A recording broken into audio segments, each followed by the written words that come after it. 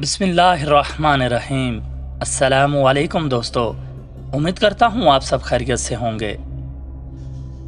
وہ مسافر عرب کے صحرا میں اکیلا چلا جا رہا تھا۔ 8 ہجری کے زمانے میں عرب کا وہ علاقہ جہاں مکہ اور مدینہ واقع ہے بڑا ہی خوفناک صحرا ہوا کرتا تھا، جلتا اور انسانوں کو جلساتا ہوا ریگزار۔ ایک تو صحرا کی اپنی صحبتیں تھی، دوسرا خطرہ راہ زنوں کا تھا۔ مسافر قافلوں کی صورت میں سفر کیا کرتے تھے، لیکن یہ مسافر اکیلا چلا جا رہا تھا۔ وہ اعلیٰ نسل کے جنگی گھوڑے پر سوار تھا۔ اس کی زیرہ گھوڑے کے زین کے ساتھ بندھی ہوئی تھی، اس کی کمر سے تلوار لٹک رہی تھی اور اس کے ہاتھ میں برچھی تھی۔ اس زمانے میں مردوں کے قد دراز، سینے چوڑے اور جسم گٹھے ہوئے ہوتے تھے۔ یہ اکیلا مسافر بھی انہی مردوں میں سے تھا، لیکن جس انداز سے وہ گھوڑے کی پیٹھ پر بیٹھا ہوا تھا اس سے پتہ چلتا تھا کہ وہ شاید سوار ہے اور وہ کوئی معمولی آدمی نہیں۔ اس کے چہرے پر خوف کا ہلکا سا بھی تاثر نہیں تھا کہ رازن اسے لوٹ لیں گے، اس سے اتنی اچھی نسل کا گھوڑا چھین لیں گے اور اس سے پیدل سفر کرنا پڑے گا۔ لیکن اس کے چہرے پر جو تاثر تھا وہ قدرتی نہیں تھا۔ وہ کچھ سوچ رہا تھا، یادوں سے دل بہلا رہا تھا یا کچھ یادوں کو ذہن میں دفن کرنے کی کوشش کر رہا تھا۔ آگے ایک گھاٹی آ گئی، گھوڑا چڑھتا چلا گیا۔ خاصی بلندی پر جا کر زمین ہموار ہوئی۔ سوار نے گھوڑا روک کر اسے گھمایا اور رکابوں پر کھڑے ہو کر پیچھے دیکھا۔ اسے مکہ نظر نہ آیا، مکہ افق کے نیچے چلا گیا تھا۔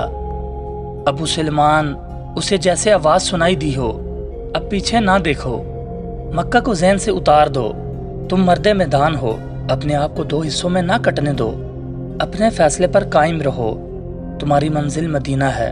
اس نے مکہ کی سمت سے نگاہیں ہٹا لیں، گھوڑے کا رخ مدینے کی طرف کیا اور باغ کو ہلکا سا جھٹکا دیا۔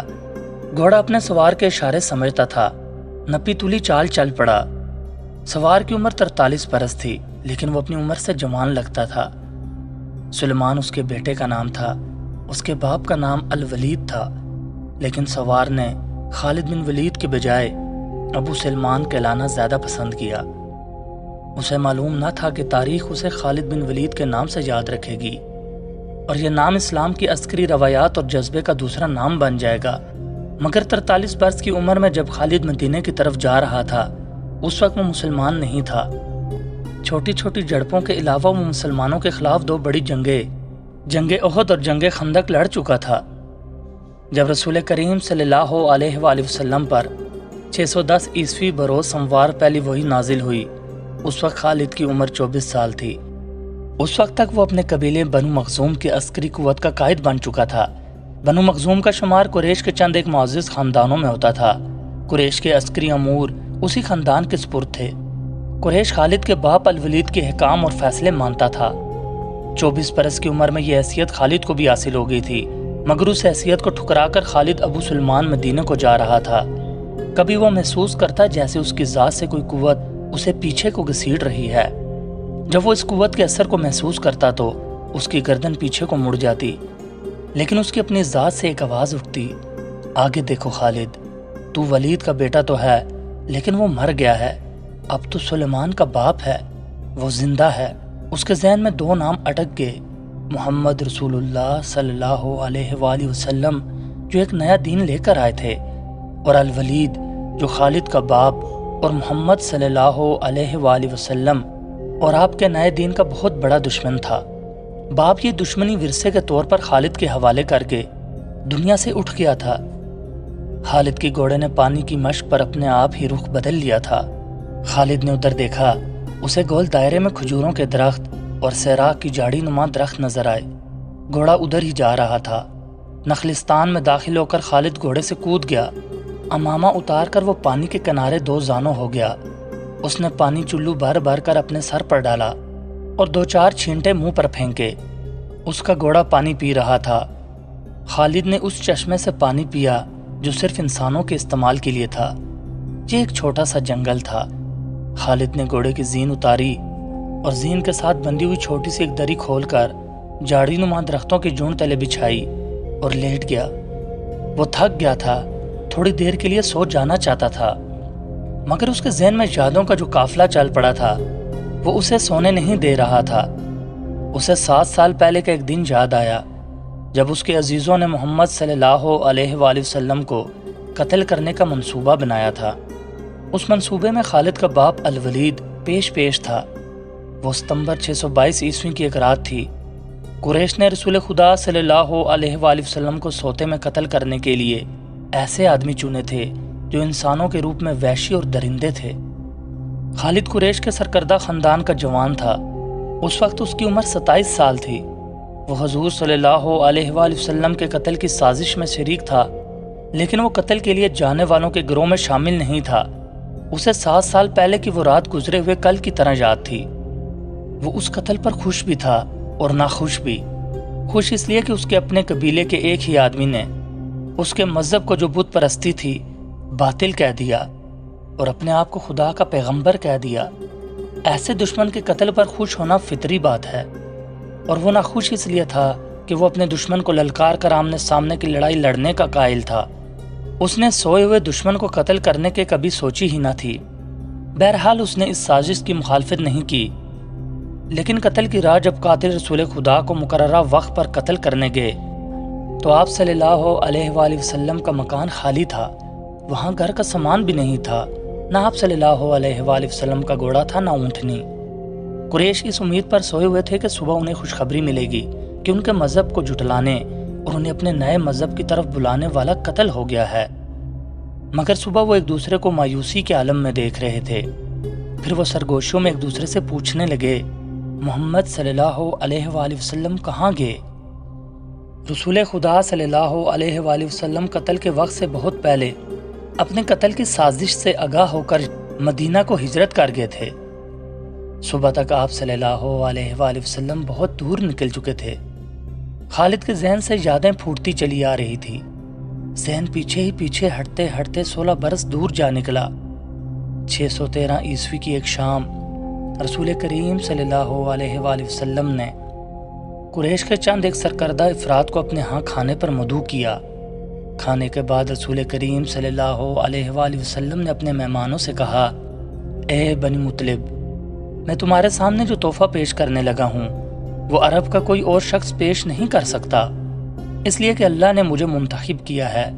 مجھے اللہ نے حکم دیا ہے کہ تم ایک ایسے مذہب کی طرف بلاؤں جو تمہاری دنیا کے ساتھ ساتھ تمہاری عاقبت بھی آسودہ اور مسرور کر دے گا۔ اس طرح رسول خدا صلی اللہ علیہ وآلہ وسلم نے پہلی وحی کے نزول کے 3 سال بعد اپنے قریبی عزیزوں کو اسلام قبول کرنے کی دعوت دی۔ خالد اس محفل میں نہیں تھا، اس کا باپ مدعو تھا۔ اس نے خالد کو مذاق اڑانے کے انداز میں بتایا تھا کہ عبد المطلب کے پوتے محمد صلی اللہ علیہ وآلہ وسلم نے کہا ہے کہ وہ اللہ کا بھیجا ہوا نبی ہے۔ ہم جانتے ہیں کہ عبد المطلب قریش کا ایک سردار تھا۔ الولید نے اپنے بیٹے خالد سے کہا، بے شک محمد کا خاندان صلی اللہ علیہ وآلہ وسلم اعلیٰ حیثیت رکھتا ہے، لیکن نبوت کا دعویٰ اس خاندان کا کوئی فرد کیوں کرے؟ اللہ کی قسم اور حبل اور عزا کی، میرے خاندان کا رتبہ کسی سے کم نہیں۔ کیا نبوت کا دعویٰ کر کے کوئی ہم سے اونچا ہو سکتا ہے؟ آپ نے اسے کیا کہا ہے؟ خالد نے پوچھا۔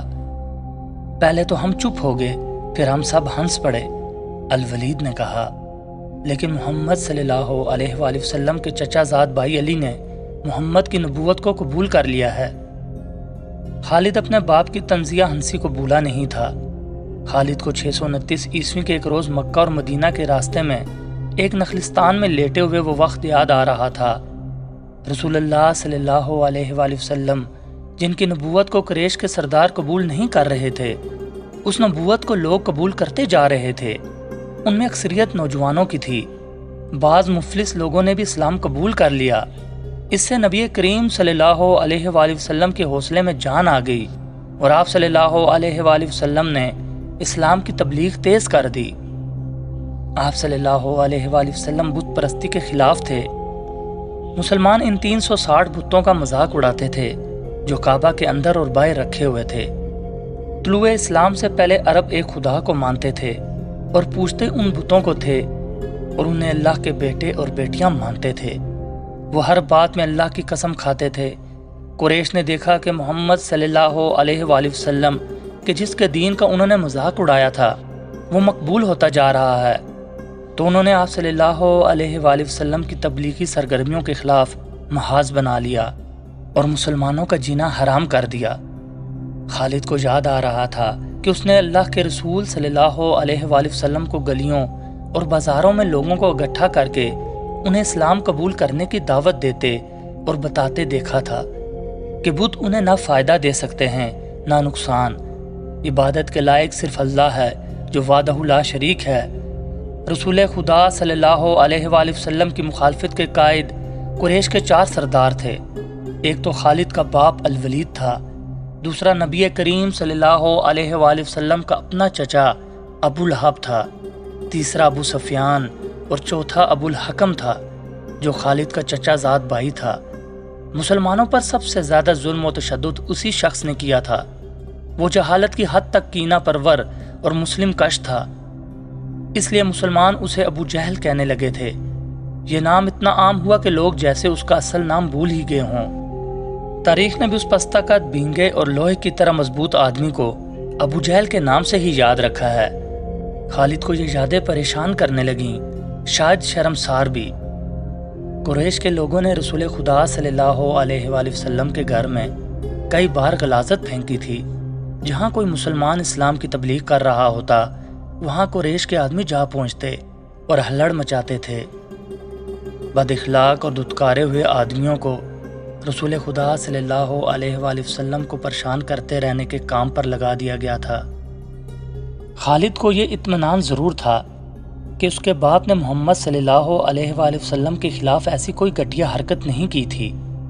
وہ 2 مرتبہ قریش کے 3-4 سرداروں کو ساتھ لے کر رسول خدا صلی اللہ علیہ وآلہ وسلم کے چچا ابو طالب کے پاس یہ کہنے گیا تھا کہ وہ اپنے بھتیجے رسول خدا صلی اللہ علیہ وآلہ وسلم کو بتوں کی توہین اور نبوت کے دعوے سے روکے، ورنہ وہ کسی کے ہاتھ قتل ہو جائے گا۔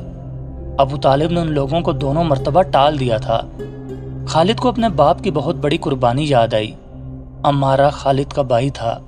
وہ خاص طور پر خوبصورت نوجوان تھا، وہ ذہین تھا اور اس میں بانک پن تھا۔ خالد کے باپ الولید نے اپنے اتنے خوبصورت بیٹے عمارہ کو قریش کے 2 سرداروں کے حوالے کیا اور انہیں کہا کہ اسے محمد کے چچا ابو طالب کے پاس لے جاؤ اور اس سے کہو کہ میرا بیٹا رکھ لو اور اس کے بدلے محمد صلی اللہ علیہ وآلہ وسلم ہمیں دے دو۔ خالد اپنے باپ کے اس فیصلے پر کام اٹھا تھا، اور جب اس کا بھائی عمارہ دونوں سرداروں کے ساتھ چلا گیا تھا تو خالد تنہائی میں جا کر رویا تھا۔ ابو طالب سرداروں نے عمارہ کو رسول کریم صلی اللہ علیہ وآلہ وسلم کے چچا کے آگے کر کے کہا تھا، اسے تم جانتے ہو، یہ عمارہ بن الولید ہے۔ تم یہ بھی جانتے ہوگے کہ بنو ہاشم نے جس کے تم سردار ہو ابھی تک اس جیسا سجیلا اور عقل مند جوان پیدا نہیں کیا۔ یہ ہم ہمیشہ کے لیے تمہارے حوالے کرنے آئے ہیں۔ اسے اپنا بیٹا بنا کر رکھو گے تو یہ تمام عمر فرما بردار رہے گا، اور اگر اسے اپنا غلام بناؤ گے تو قسم ہے اللہ کی تم پر اپنی جان بھی قربان کر دے گا۔ مگر تم اسے میرے حوالے کیوں کر رہے ہو؟ ابو طالب نے پوچھا۔ کیا بنو مخزوم کی ماؤں نے اپنے بیٹوں کو نیلام کرنا شروع کر دیا ہے؟ کہو اس کی کتنی قیمت چاہتے ہو؟ اس کے عوض ہمیں اپنا بھتیجا محمد صلی اللہ علیہ وآلہ وسلم دے دو۔ قریش کے ایک سردار نے کہا، تمہارا یہ بھتیجا تمہاری رسوائی کا باعث بن گیا ہے۔ اس نے تمہارے آباء و اجداد کے مذہب کو رد کر کے نیا مذہب بنا لیا ہے۔ کیا تم دیکھ نہیں رہے کہ اس نے قبیلے میں آدمی کو آدمی کا دشمن بنا دیا ہے؟ تم میرے بھتیجے کو لے جا کر کیا کرو گے؟ دوستوں، امید کرتا ہوں یہ ویڈیو آپ کو پسند آئی ہوگی۔ مزید اچھی ویڈیوز دیکھنے کے لیے ہمارے چینل کو سبسکرائب کریں اور گھنٹی کے بٹن کو لازمی دبائیں۔ دوستوں، اللہ تعالیٰ سے دعا ہے کہ اللہ ہم سب کو اپنے حفظ و امان میں رکھے۔